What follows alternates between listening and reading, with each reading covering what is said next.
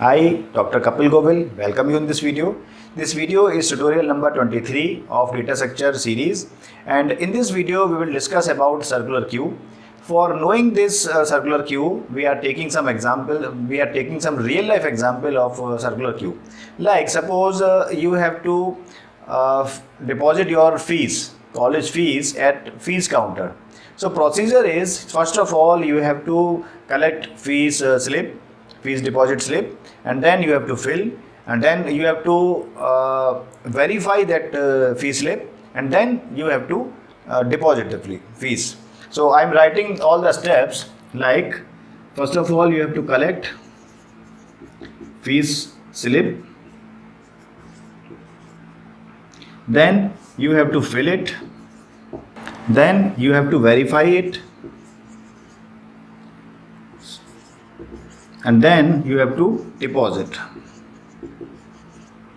So these are 4 steps, but problem is counter is 1. For every step counter is only 1. So what will happen like this? Suppose this is a counter and this is the clerical staff, and some students are there like this. So at this situation, this node, this person will be called as front, and this last one will be called as rear. And suppose you are there for your return and you have to insert it at this position. So rear will be you, like this. Now what will happen? All of these students have to follow the same 4 steps. So first of all, this person 1 have to collect fee slip.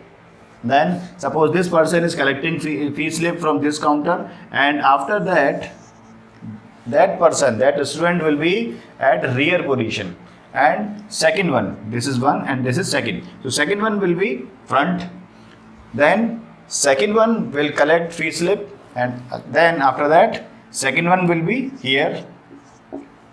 Then similarly for third will be here, and when the first student will come here, then what will be there?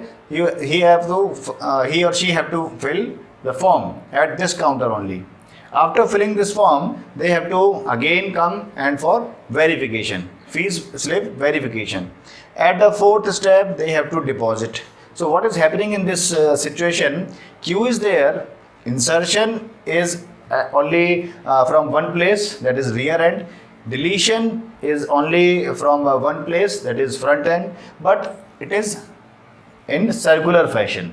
So that's why this situation is called as circular queue. So I hope this concept is now clear to you, and of course we will code this concept into data structure through C language. But this topic is only for introduction of circular queue. So I would like to put one small request to you. If you are watching this video on YouTube channel, then please subscribe this channel, and if you are watching this video on Facebook page, then please follow this page. So thanks for watching this video, sharing this video, and love this video.